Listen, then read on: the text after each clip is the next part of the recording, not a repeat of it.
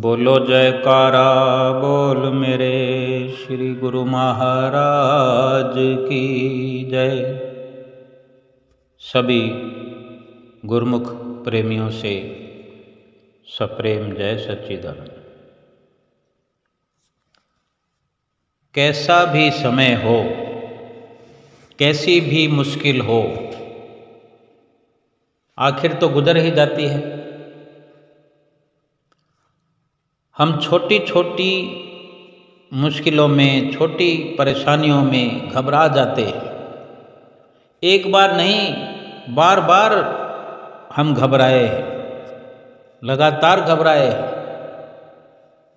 अपने जीवन के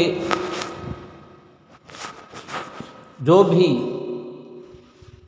रहस्य हैं, राज हैं, अगर उनको टटोल कर देखें, हम पीछे के जीवन में जाएं, जीवन के पिछले पन्ने पलट कर देखें, हम अनेकों बार घबराए, छोटी छोटी परेशानियों में दुखी हुए, सोच सोच कर डर जाते रहे। आज भी सोच सोच कर डर जाते हैं कि अब इस समस्या को कैसे सुलझाएंगे, ये कैसे होगा। लेकिन एक बार विचार करके देखें, बड़े अच्छे से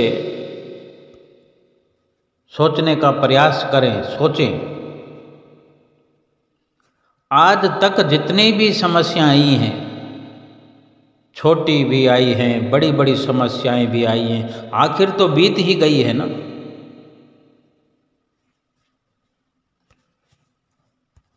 हर छोटी बड़ी समस्या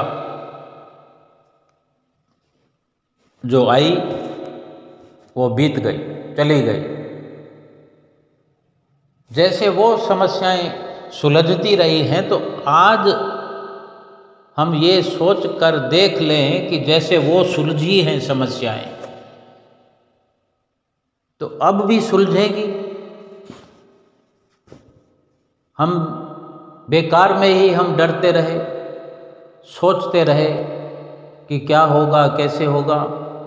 लेकिन सब कुछ तो हुआ है ना, चाहे अच्छा हुआ है, चाहे बुरा हुआ है, लेकिन हम तो वैसे के वैसे ही रहे हैं। परिस्थितियां आती रही हैं, चली जाती रही हैं,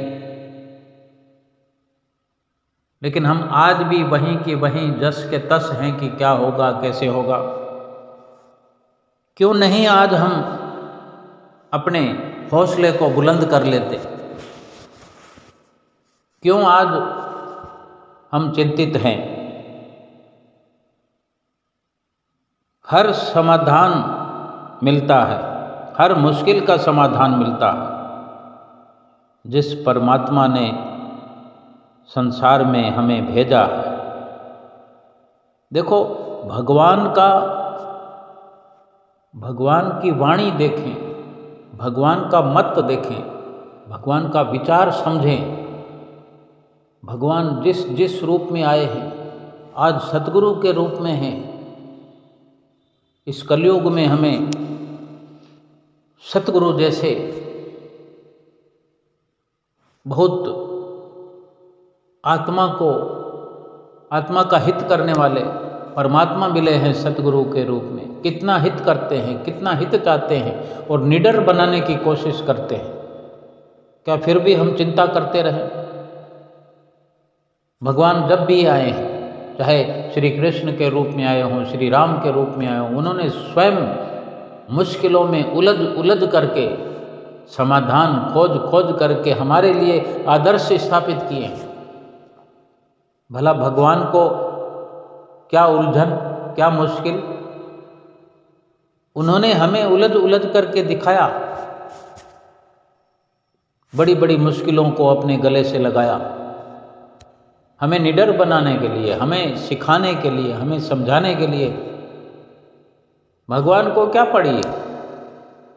और भगवान को भला कौन सी मुश्किल, कौन सी उलझन या कौन सा दुख विचलित कर सकता है? लेकिन विचलित होकर के दिखाया है हमें, हमारे लिए आदर्श बने हैं। ये परिस्थितियाँ यूं ही आती रहेंगी जाती रहेंगी, निडर हो करके प्रभु नाम से जुड़े रहो। हर स्थिति में एक इशारा हमें भगवान ने किया है, करते रहे हैं, और आज सतगुरु के रूप में, सतगुरु रूप परमात्मा आज भी हमें वही इशारा कर रहे हैं, वही समझा रहे हैं जो भगवान श्री राम ने समझाया, भगवान श्री कृष्ण ने समझाया। उन्होंने बाहर के दुश्मनों को मार करके, उनसे जीत करके हमें जीतना सिखाया है, प्रेरणा किया है, निडर बनने की प्रेरणाओं से हमें प्रेरित किया है। कोई ग्रंथ उठा कर देखें, कोई गीता उठा करके देखें, शास्त्र उठा करके देखें। हमें कमज़ोर बनने की या सोचने की या चिंतित होने की ज़रूरत नहीं है, हमें भगवान के, सतगुरु के आदर्शों पर चलने की ज़रूरत है। भगवान का विचार हम समझते हैं। एक बार श्री कृष्ण के साथ वन में विचरण करते हुए अर्जुन के मन में एक सवाल आया। दोनों ही साथ थे और अक्सर भगवान श्री कृष्ण और अर्जुन के दृष्टांत पढ़ने सुनने को हमें मिलते रहते हैं। जब वो साथ में विचरण कर रहे थे तो अर्जुन के मन में ये ख्याल आया, एक सवाल उत्पन्न हुआ। तो उसने अपनी जिज्ञासा के वशीभूत होकर, जिज्ञासा से भरकर भगवान की तरफ केवल देखा। कुछ बोले नहीं अर्जुन, बस भगवान की तरफ देखा। और भगवान तो अंतर्यामी होते हैं, जैसे सतगुरु भी अंतर्यामी हैं, सब जानते हैं। अर्जुन ने केवल भगवान की तरफ देखा, प्रश्न तो उनके चित्त में आ चुका था। देखने मात्र से ही भगवान श्री कृष्ण ने मुस्कुराते हुए कहा, क्या पूछना चाहते हो अर्जुन, पूछो। तो अर्जुन ने पूछा, हे माधव, पूरे ब्रह्मांड में सबसे बड़ा कौन है? तो श्री कृष्ण ने कहा, पार्थ, सबसे बड़ी तो धरती ही दिखती है, पर इसे समुद्र ने घेर रखा है। देखो, धरती को भी बड़ा बना दिया, समुद्र को भी बड़ा कर दिया। यानी समुद्र ने इस धरती को घेर रखा है, तो मतलब धरती तो बड़ी ना हुई।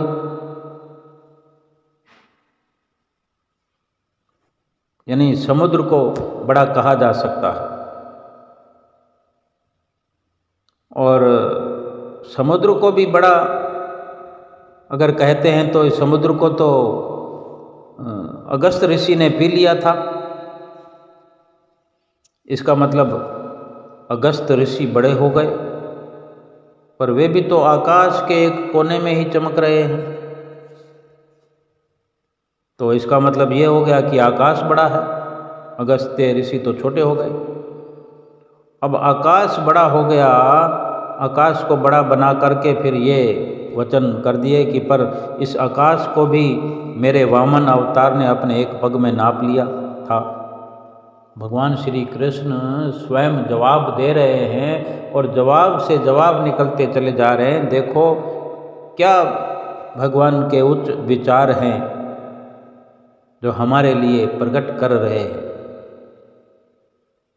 फरमाते हैं कि आकाश बड़ा है, पर इस आकाश को भी मेरे बावन अवतार ने, भगवान श्री कृष्ण का ही अवतार थे, वामन अवतार, जिन्होंने एक पग में नाप लिया था। तो इसका मतलब सबसे बड़ा फिर मैं ही हूँ। यानी खुद को बड़ा बनाकर भी आगे क्या फरमाते हैं, कह तो दिया कि मेरे ही रूप ने इस आकाश को एक पग में नाप लिया था। जब सभी कुछ 2.5 पाँव 2.5 पग में नापा था, तो आकाश 1 पग में नापा गया। और फरमाते हैं कि इसका मतलब मैं बड़ा हो गया। और फिर कहते हैं परंतु मैं भी बड़ा कैसे हो सकता हूँ, क्योंकि मैं तो अपने भक्तों के दिल में वास करता हूँ। यानी सबसे बड़े मेरे भक्त हैं, सबसे बड़ा मेरे भक्तों का दिल है। अब हम ये खुद विचार करें, भगवान श्री कृष्ण की वाणी हमें अच्छी लगती है, उनके वचन हमें सच्चे लगते हैं, तो क्या फरमाया उन्होंने? हमारे दिलों को इस दुनिया में सबसे बड़ा दर्जा दिया। क्यों? कि हमारे दिल में भगवान विराजमान होते हैं, भगवान विराजमान रहते हैं, तभी ये दिल बड़ा है। लेकिन हमने क्या कर रखा है दिल में? भगवान की जगह संसार को बिठा रखा है। भगवान ने ये नहीं कहा कि भक्तों का दिल इसलिए बड़ा है कि सारे संसार के समान, सारे संसार के विचार, कामनाएं, इच्छाएं दिल में भर रखी है इंसान ने। और विशेषता ये भी है भगवान के वचनों की, उन्होंने अपने भक्तों का नाम लिया है। अब हम भक्त बनकर सुखी हो सकते हैं, भगवान को हृदय में बसा करके सुखी हो सकते हैं, बड़े हो सकते हैं। लेकिन हम तो संसार के सामानों को पा करके बड़ा होना चाहते हैं, संसारिक रुतबे को पा करके बड़ा होना चाहते हैं।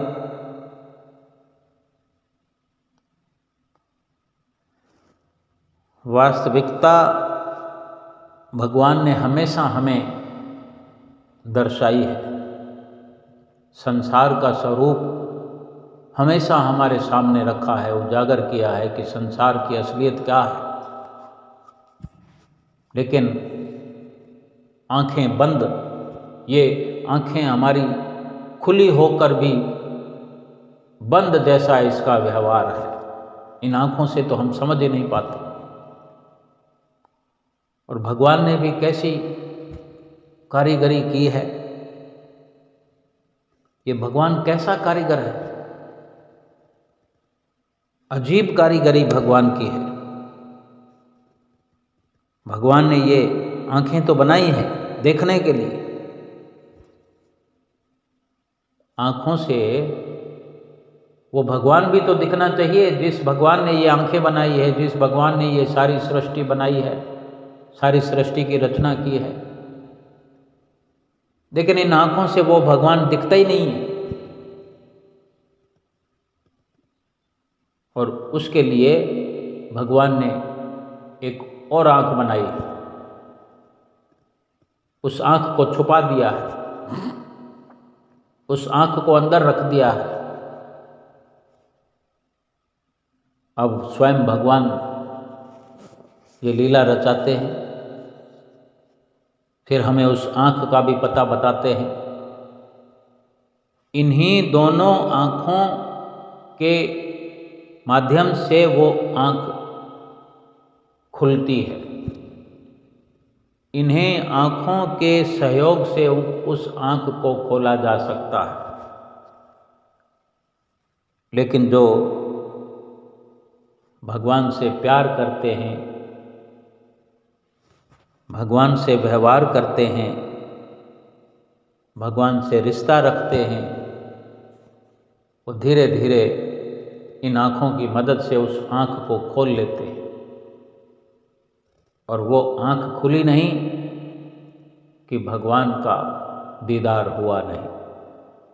हमारे दिल में जो भगवान बसता है वो अंदर की आँख से दिखता है। और वो आँख खुलने का इशारा वक़्त के संत सतगुरु ही समझाते हैं, वो भेद बताते हैं, अंदर की आँख तक पहुँचाते हैं और भगवान के दीदार हम अपने घट में कर पाते हैं। सतगुरु के साथ हमारा व्यवहार बने, सतगुरु के साथ बाहरी आँखों से पहले हम दीदार करें, सतगुरु के साथ उठना बैठना हमारा होता रहे, सतगुरु के साथ व्यवहार होता रहे, लेन देन होता रहे। सतगुरु के साथ कैसा लेन देन करने की ज़रूरत है? सतगुरु के साथ कोई बिजनेस तो हो नहीं सकता, लेकिन भक्ति का भी एक सौदा है भगवान के पास, सतगुरु के पास। इसको भी यही कहा जाता है कि ये सच्चा बिजनेस है, ये सच्चा सौदा है जो सतगुरु से प्राप्त होता है। इसी में फिर सब कुछ आ जाता है। सतगुरु के साथ जो व्यवहार बना कर रखते हैं गुरुमुख प्रेमी, उन्हें हर वो इल्म सतगुरु से मिलता है कि भगवान से कैसे मुलाकात हो, भगवान के दर्शन अपने दिल में कैसे हों, भगवान किस प्रकार से हम देख पाएंगे। बहुत सारे नुस्खे, बहुत सारे युक्तियाँ, अटकलें सब सतगुरु की चरण में, सतगुरु की शरण में जाने से अनुभव हमें मिलता है। वैसे भी आज तक हम खुद सोचकर विचार कर देखें कि जब से सतगुरु की शरण हमने हासिल की है, जब से सतगुरु का दर मिला है, सतगुरु का घर मिला है, हमने सतगुरु से नाम प्राप्त किया है। हम जितनी जिज्ञासा करते हैं उससे कहीं अधिक लाभ मिलता है कि नहीं? देर तो हमारी है, हमारी तरफ से कमी है। सतगुरु तो बताने के लिए तैयार बैठे हैं, लेकिन कोई पूछना चाहे तो हम अगर पूछना ही नहीं चाहेंगे कि कैसे हमारी वो आँख खुलेगी, कैसे हमें दिल में भगवान दिखेंगे, कैसे हमें भगवान श्री कृष्ण दिखाई देंगे, कैसे हमें भगवान श्री राम दिखेंगे, कैसे सतगुरु का दीदार होगा, कैसे श्री परमहंसों का दीदार होगा, कैसे आत्मा का साक्षात्कार होगा, कभी पूछा है हमने?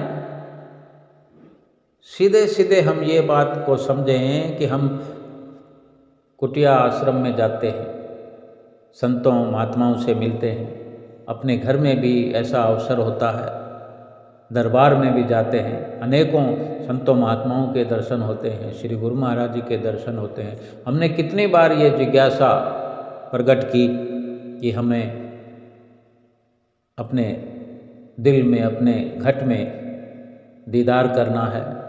कितने बार ये ख्याल उठाया? हम खुद विचार करें तो सीधे सीधे समझ में आएगा। और फिर अगर हमने ये ख्याल नहीं उठाया, ये ज़रूरत महसूस नहीं की, तो फिर डर तो लगेगा, फिर ये चिंता तो रहेगी, क्या होगा, कैसे होगा, मुश्किल आने वाली है, कैसे इसका निपटारा होगा, मैं कैसे कर पाऊँगा, मैं कैसे कर पाऊँगी, ऐसा हो गया तो मुसीबत हो जाएगी। फिर इन्हीं उलझनों में उलझे रहेंगे। जो समय बीत गया सो बीत गया, लेकिन आज तो हम अपनी चिंताओं से मुक्त हो सकते हैं। आज ही अगर हम ये अपने अंदर जिज्ञासा प्रकट करें कि कैसे हम अपने इस भय को मिटाएं। भय तो एक और भी सबसे बड़ा है, जो मृत्यु का भय है, ये भी सताता रहता है। सतगुरु से जब व्यवहार नहीं होता, उनसे लेन देन नहीं होता, उनके साथ जब सूरत जुड़ती नहीं है, तब तक ये डर भय किसी न किसी रूप में हमें सताते रहते हैं, डराते रहते हैं। उठते बैठते सोते जागते काम धंधा करते, कोई ना कोई फिक्र, कोई ना कोई चिंताएं, कोई ना कोई डर लगे रहते हैं।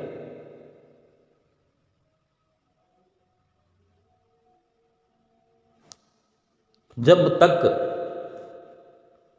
जब तक फिक्र नहीं था तेरा तो फिक्रें लगी हुई थी, अब फिक्र हुआ है तेरा तो बेफिक्र हो गया हूँ मैं। यानी जब ये फिक्र होने लगती है कि मुझे तो सतगुरु को बाहर भी देखना है, अपने भीतर भी देखना है, राम के रूप में भी देखना है, कृष्ण के रूप में भी देखना है, अपनी आत्मा के रूप में भी देखना है, परमात्मा के रूप में भी देखना है। जब इस प्रकार की फिक्र होने लगती है, चिंतन होने लगता है, तो सारे संसार की फिक्रें, सारे संसार की चिंताएं, सारे संसार की कामनाएं, इच्छाएं सब समाप्त हो जाती है, जलकर भस्म हो जाती है। और जहाँ संसार हमारे दिल से निकला, सारे संसार की कामनाएं, इच्छाएं दिल से निकली, ज्यों के त्यों प्रभु परमात्मा हमारे भीतर सतगुरु के रूप में, परमात्मा के रूप में, आत्मा के रूप में, श्री कृष्ण के रूप में, राम के रूप में, ज्यों के त्यों उस आँख से दिखाई देते हैं, जो आँख सतगुरु के मार्गदर्शन में हमें मिलती है। अब हम खुद विचार करें कि ये रास्ता बड़ा है, ये लाभ बड़ा है, ये कमाई बड़ी है, या संसार वाली।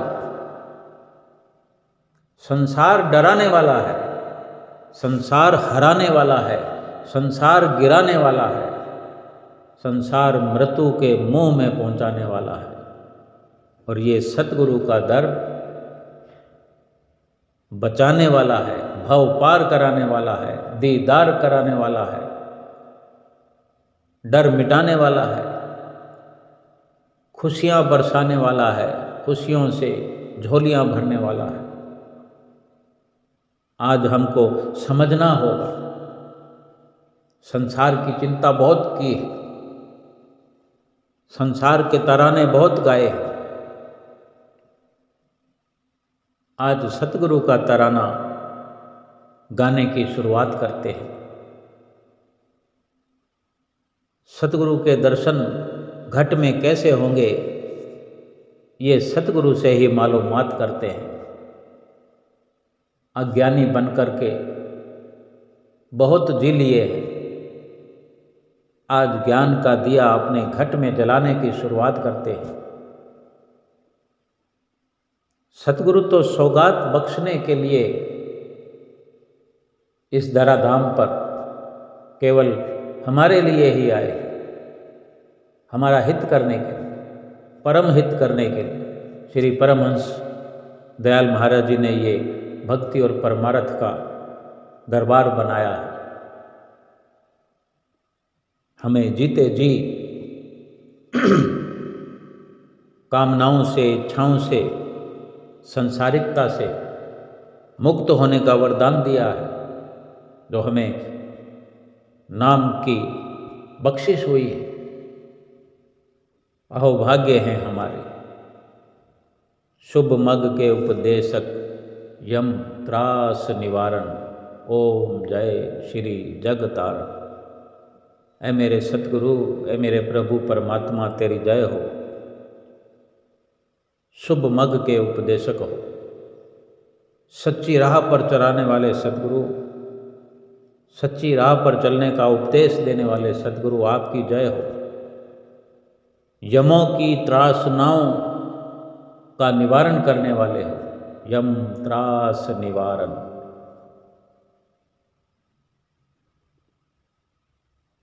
श्री आरती को पढ़ पढ़ के सुख प्राप्त होता है, अगर उस नजरिए से श्री आरती का गायन करें। कभी तो हम सोचें कि श्री गुरु महाराज जी ने सब सर्वप्रथम ये 5 नियमों में पहला नियम रखा है श्री आरती पूजा, तो कुछ तो इसमें राज होगा, कुछ तो रहस्य होगा। लेकिन हमें फुर्सत मिले तब हम सोचेंगे, विचारेंगे। और हम कब सोचेंगे, कब विचारेंगे, जब तक बहुत देर हो जाएगी।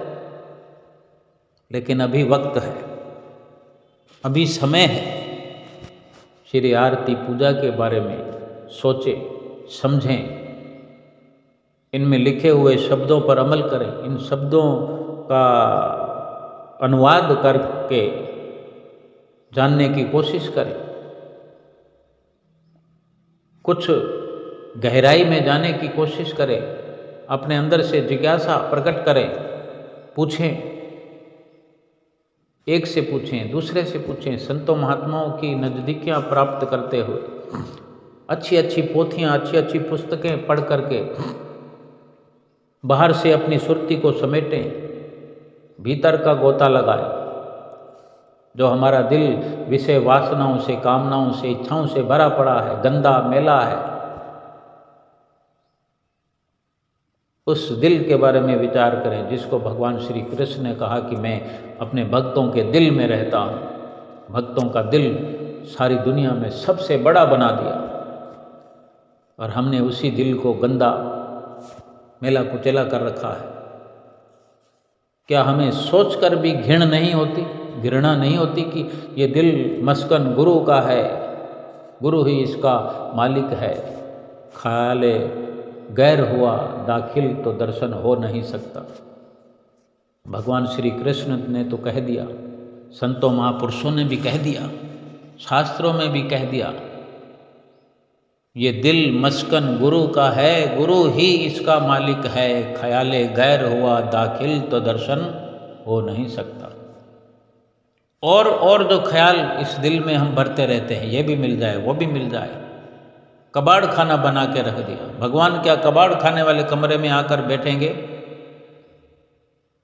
कभी सोचा है कि एक मेहमान हमारे घर में आ जाए, किसी भी स्तर का हो, जहां उसे बिठाएंगे अगर वहां साफ सफाई नहीं होगी, कूड़ा करकट बिखेरा होगा, तो वो भी घिन करेगा उस जगह से। तो भगवान क्या ऐसे दिल में विराजमान होंगे जहां पर सारे संसार का कूड़ा करकट, विषय वासनाओं से ग्रस्त ये हमारा दिल है, कामनाओं से, इच्छाओं से भरा हुआ ये दिल है।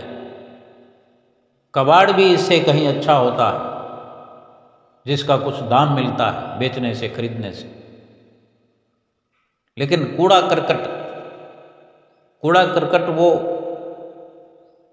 ऐसी श्रेणी में आता है जिसे कोई भी अपने नज़दीक फेंकने नहीं देता, और उसको उठवाने के लिए पैसा खर्च होता है, उसका कुछ नहीं मिलता।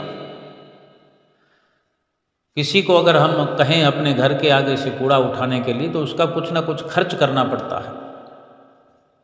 लेकिन कबाड़ को तो हम एक स्तर तक अपने पास रखते हैं कि उस कबाड़ को भी कबाड़ी के आगे बेच करके कुछ ना कुछ हमें मिलता है, उसको भी हम संभाल कर रख सकते हैं।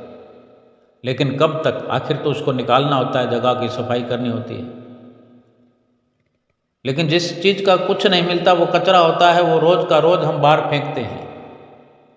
और इस दिल में जिसमें भगवान बसने वाले हैं, जो जहाँ भगवान विराजमान होने वाले हैं, जो दिल है ही केवल प्रभु का, सतगुरु का, भगवान का,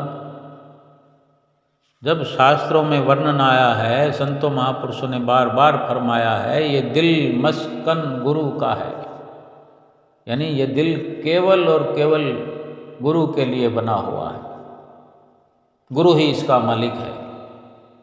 हमने उस सतगुरु के आसन को, प्रभु परमात्मा के आसन को विषय विकारों से गंदा कर दिया है।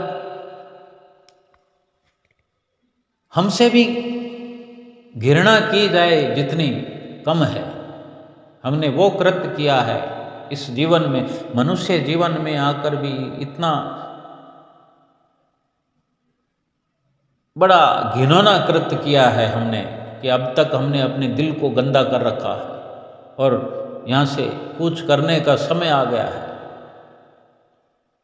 क्या पता कब घंटी बज जाए, कब बुलावा आ जाए, या बिना बुलाए ही लेकर चले जाएंगे। कौन बुलाने आएगा हमें? सीधा पकड़ कर लेके जाएंगे। कोई भगवान थोड़ी बैठे हुए हैं हमारे दिल में जो पहले खटखटाया जाएगा, फिर इजाज़त मांगी जाएगी।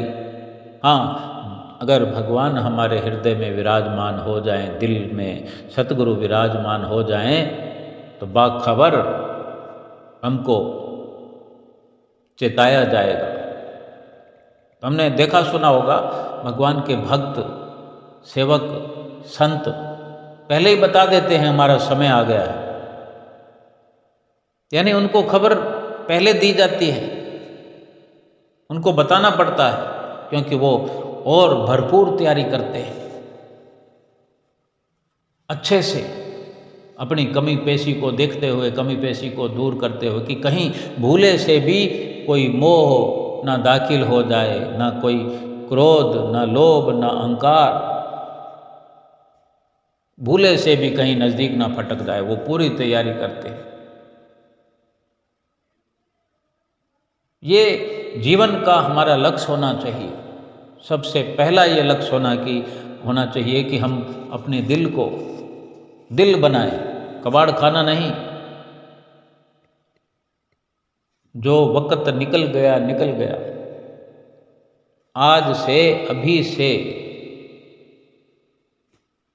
और भी वाणी में फरमाया है कि दिल का हुजरा साफ कर, दिल का हुजरा यानी दिल की कोठड़ी, दिल का कमरा, कुछ भी कहें, दिल का हुजरा साफ कर, जाना के आने के लिए, ख्याल गैरों का हटा, उसको बिठाने के लिए। यानी सब कुछ वहाँ से हटेगा, तभी परमात्मा वहाँ रह सकते हैं, वहाँ विराजमान हो सकते हैं और हमें भी दिख सकते हैं। हमें भी जो नहीं दिखते हैं तो वो कबाड़ खाना पड़ा हुआ है, गंदगी पड़ी है, अंधेरा अंधेरा हो रखा है, इसलिए परमात्मा वहाँ होकर भी नजर नहीं आते। हमारा पहला कर्तव्य ही यही होना चाहिए, संसार से सुरती को हटाएं। संसार एक सपना है, सपने को सच समझ करके उसमें उलझ करके फिर उलझने सुलझाते फिरें, ऐसा क्यों नहीं हुआ, ऐसा क्यों नहीं हुआ। कोई कहता है सुबह सुबह का मेरा सपना है, ये सच हो जाएगा। अच्छा सपना आया तो अगर सपने में हजारों लाखों करोड़ों देख लिए तो वो दिन भर फिर उस सपने को लिए घूमता रहेगा कि अमृत वेले मुझे हजारों लाखों करोड़ों का सपना दिखाए, तो आज हजारों लाखों करोड़ों कहीं से आएंगे। बुरा सपना आया तो कहेगा कि ये अमृत वेले सपना आया कि अभी तो कोई ना कोई मुसीबत आने वाली है। किसी की आंख फड़कती है तो मुसीबत समझ लेते हैं, कोई कहता है दाईं आंख फड़क गई तो मुसीबत है, बाईं आंख फड़की तो मुसीबत है। इसी प्रकार जीवन भर किस्से कहानियाँ घड़ते रहते हैं, डरते रहते हैं, परेशान होते रहते हैं।